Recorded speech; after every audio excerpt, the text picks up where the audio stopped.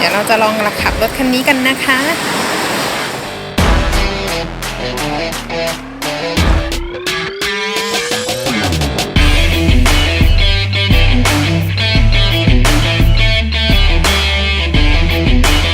ไม่มีท่อไอเสียนะคะขอบคุณค่ะติดแล้วเงียบมากมีสลูปนะคะตรงไหนครับเปิดดู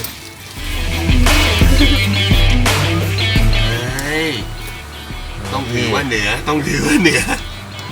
คือมันเปิดได้ทั้งหมด8ระดับ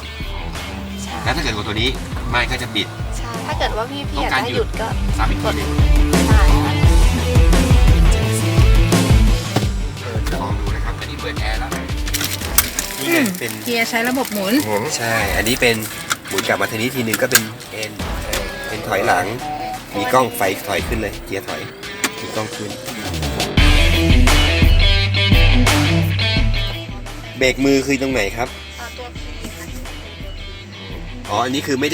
ได้ใส่เบรกมือถ้าไฟติดก็คือเบรกมือติดดูหน้าจอมีปิดอยู่มันมีสัญญาณว่าไม่ได้คาดเบลต์ซึ่งผมคาดแล้วคือจะมีของคนหลังอ๋อคนหลังสถานะแบตดูตรงไหนอะคะดูที่หน้าจอเลยค่ะเป็นเหมือนโทรศัพท์หน้าจอนี้ค่ะหน้าจอเล็ก2%อ๋อนี่ไงแบตเตอรี่ตอนนี้เหลือ 62%อ๋อเป็นเหมือนโทรศัพท์ดูดีโอ้บอกปรับไฟฟ้าด้วยบอกปรับไฟฟ้าถ้าอย่างสมมติว่ามีรถมาด้านข้างก็จะมีไฟเตือนสีส้มๆอันนี้ผมใช้โหมดอะไรอยู่ครับเนี่ยอันนี้เป็นโหมดอีโคไม่ใช่โหมดสปอร์ตด้วยไม่ใช่นี่อีโคยังใช่ค่ะหลังที่บอกแบบนี้เลยโอเคครั้งหนึ่งวิ่งได้กี่กิโลครับถ้าครั้งหนึ่งวิ่งได้ในอัตราจริงๆของเขาเลยที่เขาเขียนมามันคือ337กิโลแต่ทดลองขับจริงๆแล้วมันจะอยู่ที่ประมาณ325ถึง330กิโลแล้วถ้าพี่ชาร์จไฟบ้านเนี่ยครั้งหนึ่งประมาณกี่บาทถึงเต็ม100%ไม่น่าจะเกิน200นะคะ200ก็เท่ากับว่ากิโลนึงไม่ถึงบาทเพราะว่าวิ่งได้300โลชาร์จไฟ200 บาทใช่แล้วอย่างเงี้ยถ้าซื้อคันนี้ราคาเท่าไหร่ครับอยู่ที่1,190,000 บาท1,190,000 บาทใช่ค่ะซื้อคันนี้มีที่ชาร์จให้ด้วยไหมครับมีค่ะหมายถึงไอ้ตัวที่เหมือนที่สวนไอ้ที่ตัวเป็นอันนั้นคือต้องเป็น 1,000 คันแรกค่ะแต่ตอนนี้เขาขยายแล้วคือเป็น 1,500 คันแรกใช่ค่ะราคาเท่าไหร่ครับตัวแท่งชาร์จราคาอยู่ที่ประมาณ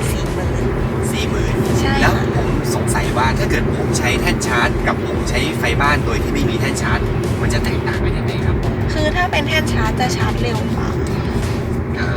าขนาดไหนเร็วกว่าใช้เวลาประมาณเท่าไหร่ครับก็คือปกติถ้าเป็นแท่นชาร์จถ้าเป็นชาร์จไฟบ้านปกติก็คือจะเป็น 5-6 ชั่วโมง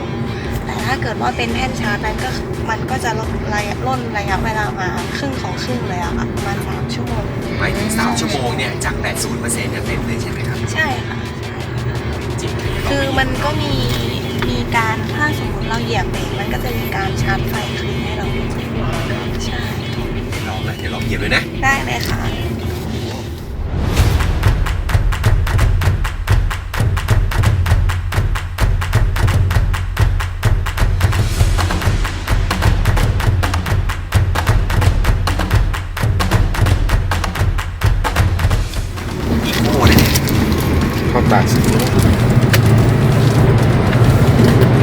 ปื๊ดมากเลยโลอยู่ข้างนู้น140แป๊บเดียวเองแป๊บเดียว140ละ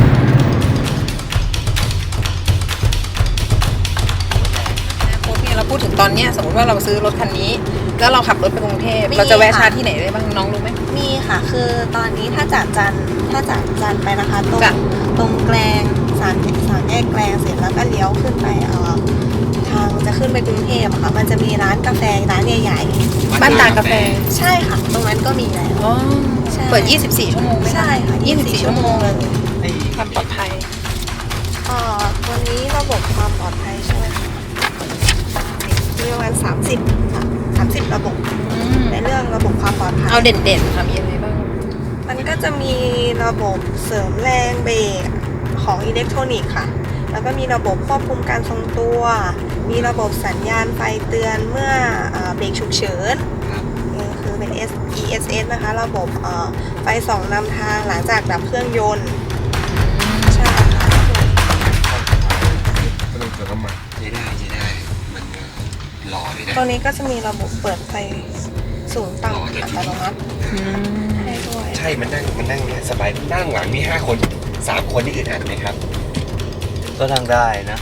ถ้าเราไม่ใช่คนตัวใหญ่มากเราก็นั่งได้สบายๆแต่ถ้าเกิดไซส์ใหญ่ๆ อย่างที่อยู่มานั่ง3 คนก็ไม่โอเค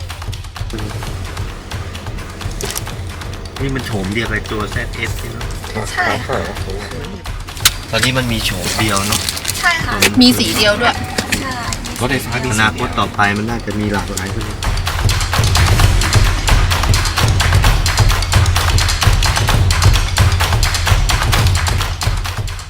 มีเซ็นเซอร์หลังไหมครับ มีค่ะ มีเซ็นเซอร์หมดเลย นี่ไงเปิดตายอยู่ตรงข้างมุมบนซ้ายเลย แล้วก็ดึงเบรกมือ ใช่ค่ะ ดึงขึ้นกดขึ้นมาได้เลยค่ะ ได้เลย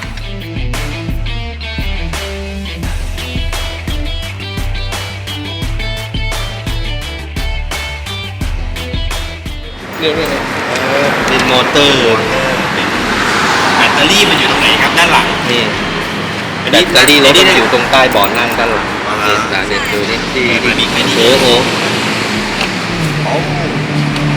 นี่ชาร์จไฟ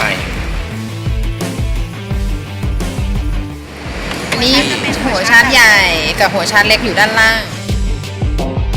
หัวชาร์จเล็กนี่คือไอ้นี่คืออะไรครับ ไฟบ้าน ใช่ค่ะ นี่แบตเตอรี่รับประกันกี่ปีครับ แบตเตอรี่รับประกัน 8 ปี แบตเตอรี่รับประกัน8 ปีแล้วก็ที่น้องว่ามีชิ้นส่วนอะไรบ้าง20 ชิ้นเมื่อเปรียบเทียบกับรถ ทั่วไปปกติก็ไม่มี2,000 ชิ้น 2,000 ชิ้นกับ20 ชิ้นการดูแลรักษาก็ ง่าย ก็ได้เซฟกว่ากันอยู่แล้วด้านหลังที่เปิดได้กันกี่ปีบ้าง เปิดได้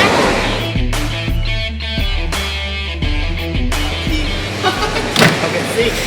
เฮ้ยเปิดอย่างนี้เห็นไหมงานเมื่อกี้แล้วก็ยกขึ้นตรงนี้ได้เลย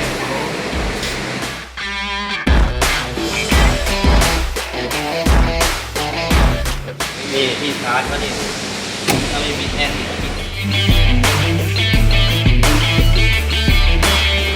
ที่ชาร์จแบตรถยนต์น่ะ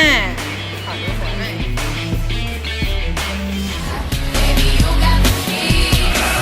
บอกด้วยนะว่าอะไรเปิดอยู่บ้าง เดี๋ยวนี้รถฉลาดกว่าคนเผื่อเราจะลืมปิดประตู